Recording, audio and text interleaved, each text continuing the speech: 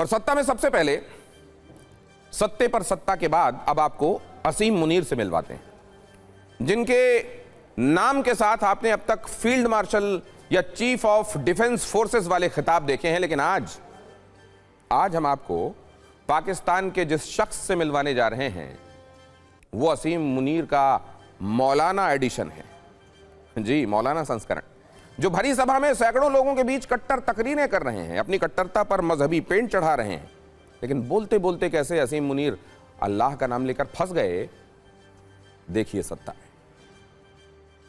मुनीर पाकिस्तान के मंचों से ऐसे भाषण देने के लिए कुख्यात हैं जिन्हें सुनकर कोई भी कंफ्यूज हो जाए कि ये पाकिस्तान का कोई जनरल है या कट्टरपंथी मौलाना, क्योंकि उनकी बातों में जहर, हिंदुओं के प्रति नफरत और झूठ की मात्रा बहुत ज्यादा होती।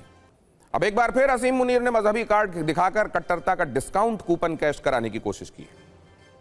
इसके सबूत उनके संबोधन के कई कीवर्ड्स हैं जो मुनीर ने कुछ दिन पहले इस्लामाबाद में नेशनल उलेमा कॉन्फ्रेंस में इस्तेमाल किए, जो अब वायरल हो गए। इसमें मुनीर ने अल्लाह का नाम लिया, कुरान की आयतें पढ़ी, अपने जवानों को जंग के फरिश्ते तक करार दिया, मक्का मदीना का जिक्र किया और इसके अलावा जिहाद, फतवा जैसे कीवर्ड्स प्रयोग किए गए।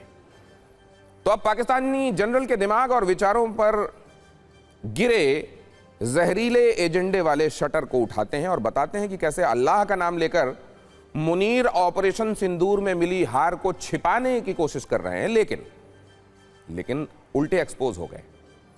पाकिस्तान अब तक कहता रहा है कि भारत के खिलाफ उसके बुनियान उल मरसूस में उसे जीत हासिल हुई, लेकिन अब मुनीर ने कबूल लिया है कि अल्लाह की वजह से हालात बिगड़ने से बच गए। अब तक शहबाज और मुनीर की सत्ता पाकिस्तान के झूठ के पोस्टर लहराती रही है कि भारत के खिलाफ जंग में उसके सैनिक बड़ी जंगबाजी के साथ, जांबाजी के साथ लड़े, लेकिन अब मुनीर कह रहे हैं कि भारत के खिलाफ उन्हें अल्लाह की ही मदद मिली जिससे वो बच गए। अब तक पाकिस्तान झूठ के रॉकेट उड़ाता रहा है कि उसकी सेना ने भारत के 6 रफेल जेट गिरा दिए। अब मुनीर ने कहा है कि उन्होंने ये महसूस किया कि पाक सेना को अल्लाह की तरफ से मदद आई। इसके अलावा पाकिस्तान अब तक कहता था कि उसने भारत के आदमपुर एयरबेस को तबाह किया, लेकिन अब मुनीर अपनी हार को अल्लाह का नाम लेकर छिपाने की पूरी कोशिश में लगे दिखाई देते हैं। यानी वो अल्लाह के नाम को अपनी ढाल के तौर पर इस्तेमाल करने में जुटे हुए हैं, लेकिन ऐसा करके उन्होंने खुद को ही एक्सपोज कर दिया है। आप मुनीर का वो संबोधन भी सुनिए जो पाकिस्तान से लेकर सोशल मीडिया तक में वायरल हो रहा है।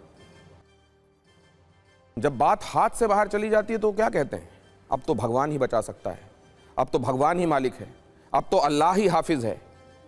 और यहां यह कहा गया कि उस वक्त हमको महसूस हुआ कि अल्लाह ने ही मदद भेजी। अब आप सोच रहे होंगे आखिर असीम मुनीर इतना मजहब क्यों कर रहे हैं, वो कुरान की आयतें क्यों पढ़ रहे हैं, कलमा और जिहाद का नाम क्यों ले रहे हैं। तो इसके पीछे असीम मुनीर का एक खास एजेंडा है जिसे डिकोड किया जाना बहुत जरूरी है। दरअसल असीम मुनीर ने जो कहा है उससे स्पष्ट है, बिल्कुल साफ है कि वो अल्लाह का नाम लेकर ऑपरेशन सिंदूर की हार को छिपाने की, ढकने की कोशिश कर रहे हैं, और ये उनकी हालिया मजबूरी भी है।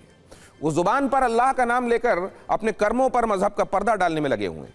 मुनीर को पता है कि पाकिस्तान के लोगों का मन बहलाने के लिए सबसे सुरक्षित टूल किट मजहब ही है, इसीलिए वो अपने लगभग हर मंच से संबोधन के जरिए आवाम का मजहबी ब्रेन वॉश करने की कोशिश कर रहे हैं। उन्हें लगता है कि मजहब का ग्रीन कार्ड दिखाकर वो आतंकियों से अपनी कट्टर फ्रेंडशिप को जायज ठहरा देंगे, लेकिन ऐसा होगा नहीं। और मुनीर का सबसे जरूरी मकसद, उन्हें पता है, मजहब की आड़ लेकर और भारत के खिलाफ नफरत की गोलियां चलाकर वो अपनी सत्ता को बनाए रख सकते हैं, और यही सबसे आसान तरीका है कुर्सी पर जमे रहने का उनके लिए। इसीलिए वो तसल्ली बख्श तरीके से इसमें लगे हुए हैं। और असीम मुनीर ऐसा एक बार, 2 बार नहीं, कईयों बार कर चुके हैं। इस पर भी आपको एक फ्लैशबैक रील दिखा देते हैं। जी, तो ये पहली बार नहीं हुआ है, इसका एक सिलसिला रहा है, उसी की एक कड़ी है ये। वैसे असीम मुनीर अपने भाषणों में अक्सर इस्लामी संदर्भों का इस्तेमाल करते हैं, रेफरेंसेस देते हैं इस्लामी, और इस्लामी विचारधारा को बढ़ावा देते हैं।